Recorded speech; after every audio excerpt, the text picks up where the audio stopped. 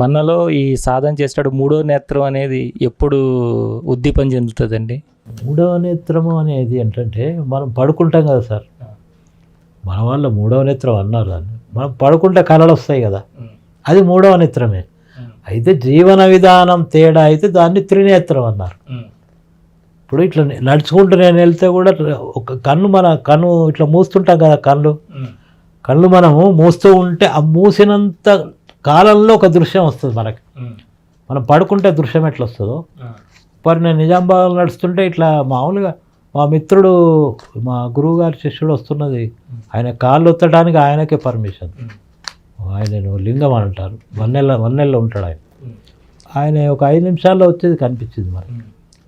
అంటే ఏదైతే ఇప్పుడు ఈ శరీరం ఉంది కదా, ఇంకా ముఖ్యమైనది ఏంటంటే మనకి తల్లిదండ్రుల ద్వారా వచ్చింది ఈ శరీరం.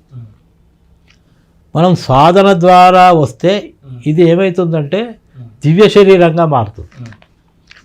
ఈ శరీరమే బతికుండగానే ముక్త స్థితి, జీవన్ముక్త స్థితి అన్నారు. మనం బతికున్నప్పుడే ముక్తిని, ఎక్కడో చనిపోయినాక వైకుంఠం గోవుడు కాదు అది. మనం ఇక్కడ ఉండగానే దేవుడు ఉన్నాడు, వైకుంఠం అవన్నీ తెలవాలి మనకి కదా. మనం ఇక్కడ ఉన్నప్పుడే విద్య నేర్చుకుంటాం, ఇక్కడ ఉన్నప్పుడే పెళ్లి చేసుకుంటాం, ఇక్కడ చనిపోయినాక కావు అవన్నీ. అట్లాగే మనం ఈ శరీరంతో ఉన్నప్పుడు ఇది మంత్రపిండంగా మారిపోతుంది, బాగా దివ్య శరీరం. అదేమో వట్టిపిండము. ఇది అంటే దీంట్లో ఉండే వెంట్రుకలు, బోన్స్, తర్వాత డైజెషన్ సిస్టము మొత్తం శరీరం మారిపోతుంది. ఇది దివ్య శరీరం. అట్లాగా దివ్య శరీరం అంటే చాలా చాలా మార్పులు ఉంటాయి మనకు. అంటే ఇది అద్భుత కల్పనగా అనుకుంటారు కానీ నిజంగానే జరిగినాయి. ఎప్పుడైతే ముక్త స్థితికి వెళ్ళిన వాడు ఇట్లా వెళ్తుంటే వాళ్ళకి తెలియకుండానే పక్కవాడిలో ఉండే వ్యాధులు కొన్ని పోతాయి. అంటే మనం ప్రచారం చేసినట్లయితుంది. కానీ ఒక మహనీయుడు, మొత్తానికి ఒక మహనీయుడు వెళుతూ ఉంటే ఒక ఆమె ఆయన కోటును టచ్ చేస్తుంది. ఆమె అతిసావరంతో బాధపడుతూ ఉంటుంది. ఆమె తగ్గిపోతుంది. ఈయన గ్రహిస్తాడు అన్నమాట, ఓహో నన్ను నువ్వు టచ్ చేసావు కదా, నీ విశ్వాసం గొప్పది అంటాడు. అట్లా అంటే మనకు తెలియకుండానే కొన్ని అవుతూ ఉంటాయి. ఇప్పుడు గంధం చెట్టు అది వాసన ఇస్తా అనుకుంటుందా? మల్లెపువ్వు ఓహో పలానా వాళ్ళు వచ్చిన నేను వాళ్ళకే వాసన ఇస్తా అనుకోదు. అట్లాగే యోగి శరీరం యూనివర్సల్ శరీరం అయిపోతుంది. దీనికి మన మీద హక్కు ఉండదు. ఇక దీని మీద మనకు హక్కు ఉండదు. ఇది ఏం చేయాలన్నా పని చేస్తుంది. ఇప్పుడు విద్యుత్ లైట్ వస్తున్నది, లైట్కు మన పేర్లు తెలియవు, ఏం తెలియవు కదా, అది లైట్ ఇస్తూ ఉంది. అవును, ఒక అనుధార్మిక శక్తి కూడా దీనికి వస్తుంది. అంతెందుకు, ఇప్పుడు జోగిన్పల్లిలో ఒక ఆయన ఉన్నాడు, ఆయన క్యాన్సర్ వచ్చింది. నిత్య ధ్యానం చేస్తాడు ఆయన, గురువుగారి శిష్యుడే. ఆయనలో అంటే మెడిసిన్స్ వాడాడు కానీ క్యాన్సర్ కూడా తగ్గిపోయింది, ఎక్కువ ధ్యానం. అయితే మొన్ననే దీంట్లో ఇచ్చాడు, టీవీలో చూశాను. అంటే ఈ ధ్యానం వల్ల క్యాన్సర్ లాంటివి కూడా తగ్గిపోతున్నాయి. వాడు చెప్పాడు, క్యాన్సర్ డాక్టర్ చెప్పాడు, మెడిటేషను, తర్వాత మంచి ఆహారము, మెయిన్ మెడిటేషన్ క్యాన్సర్ మీద బాగా పనిచేస్తుంది. ఎనర్జీ ఇప్పుడు మన అనుధార్మిక శక్తిలాగా వాళ్ళు ఇది చేస్తే థెరపీ ఉంది కదా, కీమోథెరపీ లాగా అంతకంటే గొప్పగా పనిచేస్తుంది అన్నమాట. అంటే మనలో అంత ఎనర్జీ, దాన్ని మనం రిలీజ్ చేసి ఆవిష్కరించుకోవాలి. అది ఇదేం లేదు, స్వయం కృషి. ఇప్పుడు మనము స్టార్ట్ చేసినామంటే మిగతా వాళ్ళంతా మనకి హెల్ప్ చేస్తారు. ఈ యూనివర్సల్లో కనిపించని గొప్ప గొప్ప ఋషులు, గొప్ప యోగులు, వివేకానంద, వీళ్ళంతా మనకి హెల్ప్ చేస్తారు.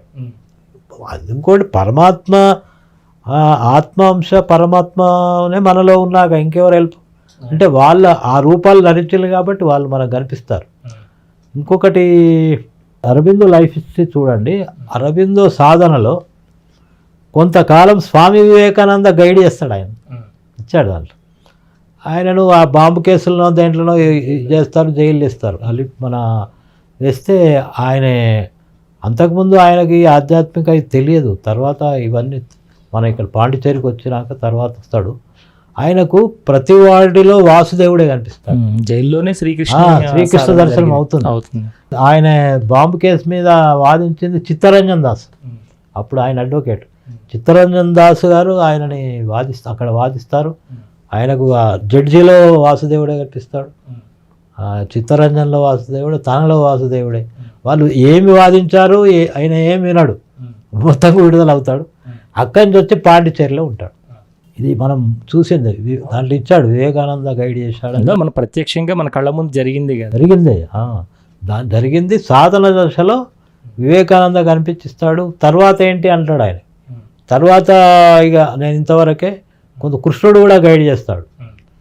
తర్వాత ఇక అది అందుకే ఇప్పుడు జరుగుతున్నది ఏంటంటే దివ్యమానవుడు అతిమానస స్థితి. అది కృష్ణుడి కాలం ఓవర్ మైండ్, ఇప్పుడు ఏంటంటే సూపర్ మైండ్. ఇప్పుడు జనరేషన్ ఇవన్నీ రాను రాను ఏమవుతుందంటే ఇప్పుడు అరవిందో ప్రతిపాదన అనేది సూపర్ మైండ్, సూపర్ మ్యాన్. రాను రాను ఇంకా కొన్ని సంవత్సరాలకి ఒక వ్యక్తి చదివినాక ఫలానా ఉద్యోగం కానీ వాడు ఏం చేయాలన్నా వాడికి తెలిసిపోతుంది. వాడికి ఇప్పుడు 2 4 అని నేను ఎట్లా చెప్తున్నానో అట్లాగా వాడు చేసే వృత్తే వాడికి తెలిసిపోతుంది. వెతకడు, ఇంటర్వ్యూలకు అటు ఇటు పోడట. వాడు చేయాల్సింది వాడు చేసేస్తాడు. ఒక ఫలానా తల్లిదండ్రులకు ఎట్లా పుట్టడం జరిగిందో అట్లాగే వీడు అనుకోకుండా ఆ వృత్తే స్వీకరిస్తాడు అన్నమాట. అంటే ఇంకా వచ్చే ఒక వ్యక్తి అరవిందుల వారిని అడుగుతాడు. ఆయన క్వశ్చన్ అయిన ఆన్సర్స్ దాదాపు 20 సంపుటాలేమో గోల్డెన్ కలర్తో ఉన్నాయి. నేను చదివాను. నిజామాబాద్ సెంట్రల్ లైబ్రరీకి నేను ఇంకా 1000 జన్మలెత్తి దాని ఎన్ని దండాలు పెట్టినా తక్కువ రేటు ఆ గ్రంథాలయానికి.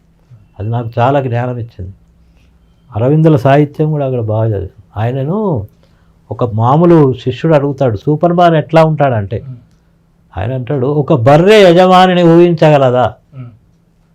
బర్రె ఉంటుంది, యజమాని కుక్క ఉంటుంది. నా యజమానికి ఇన్ని కోట్లు ఉన్నాయి, ఇన్ని షేర్స్ ఉన్నాయి, ఈయన ఇది తింటాడు, ఈయన వంశం పేరు ఇది, అది ఊహించలేదు. ఇప్పుడు నేను చెప్పినా నీకు అర్థం కాదు, బర్రె యజమానిని ఊహించనట్టే ఇప్పుడు నేను నీకు చెప్పినా అది నీ స్థితికి అందదు అంటాడు. అంటే అప్పుడు మళ్ళీ కృతాయుగము, ఇప్పుడు కలియుగం మళ్ళీ వంగున కృతాయుగము. ఇప్పుడు అందుకే ఆధ్యాత్మికత ఎక్కువైంది. పిరమిడ్ అని మొత్తానికి ఏదైనా కానీ శరీరంతోనే పని. నువ్వు పిరమిడ్ జ్ఞానమా జైనిజమా అది ముఖ్యం కాదు. మీరు కలిసారండి పత్రిజీ గారిని ఎప్పుడన్నా? పత్రిజీని కలవలేదు. ఒక ఆయన వాళ్ళు ఎవరో ప్లానేశ్వర్ కానీ అంతలోకి ఆయన పోయాడు, లేడు, కలవలే. వాళ్ళ సాధన చేసే వాళ్ళు తెలుసు నాకు. వాళ్ళు కొంచెం ప్రాబ్లమ్స్ వచ్చినప్పుడు మీ దగ్గరికి వస్తారు. దాంట్లో 2-3 వచ్చారు. అయితే పిరమిడ్ అది మొత్తం పిరమిడ్ ఏంటంటే ఇప్పుడు మన ఆశ్రమాలు పిరమిడే. మన ఇంతకు ముందు మన వంటశాలలు, మన ఇల్లు అదే షేప్ ఉండేది. మన శరీరమే పిరమిడ్, శరీరం కూడా పిరమిడ్ షేపే. అయితే పిరమిడ్ మీద సైంటిస్టులు పిరమిడ్ పక్కన ఒక పిల్లి ఇట్లా చనిపోయిందట. పిరమిడ్ పక్కన ఉన్న పిల్లి మురగలేదు, ఏం కాలేదు, పిల్లి దాని పక్కన ఉన్నది. ఇట్లా కోణం ఇట్లా వస్తుంది కదా. సన్ రేసెస్ ఏంటంటే వన్ సైడే పడతాయి, మిగతా పాయింట్ మీద ఇట్లా వస్తాయి. అది ఏంటంటే లోపల ఉన్నది తొందర పాడు కాదు. అట్లా పిరమిడ్లో ఉంటే ప్రశాంతత ఉంటుంది అని. కానీ మన ఇంటినే పిరమిడ్ చేసుకోవాలి. మరి ఇప్పుడు మన ఇంటినే మనం కేదార్నాథ్ చేసుకోవాలి, మన ఇంటినే అన్ని పుణ్యం మనమే చేసుకోవాలి. అందుకే నేను మిత్రులకు చెప్తాను, కేదార్నాథ్కి వెళ్తే ఇంత మట్టి తెచ్చుకో, తిరుపతికి వద్ద రాళ్ళు తెచ్చుకో, పోనీ అక్కడ మహిమ ఉన్నదా లేదా, ఫలానా జ్ఞాపకం ఉంటుంది కదా, ఓహో ఇది అక్కడ రాయి ఇక్కడ రాయి కదా. ఆ రకంగా ఇది యూనివర్సల్ విద్య. అందుకనే ఇవాళ యోగా డే అవుతున్నది ప్రతి చోట, అంత యోగా డే. ఇది ఒక కేవలము ఒక మనిషికి మతానికి సంబంధించింది కాదు. అంటే మీ దగ్గరికి వచ్చి విద్య నేర్చుకున్న వాళ్ళల్లో ఈ పరమాత్మ స్థితికి వెళ్ళిన వాళ్ళు ఎవరైనా ఉన్నారండి? ఇంకా లేరు. ఎందుకంటే ఇప్పటి వాళ్ళకి టైం తక్కువ. ఇప్పుడు మా అబ్బాయి ఉన్నాడు, వాడికి 2కి స్టార్ట్ అవుతుంది.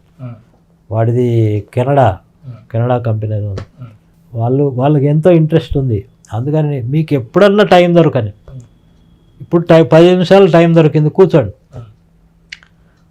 గంట దొరికి, సండే సాటర్డే ఉన్నాయి దానికి ఇవ్వండి, కానీ రాత్రి పడుకునే ముందు ధ్యానం చేయండి.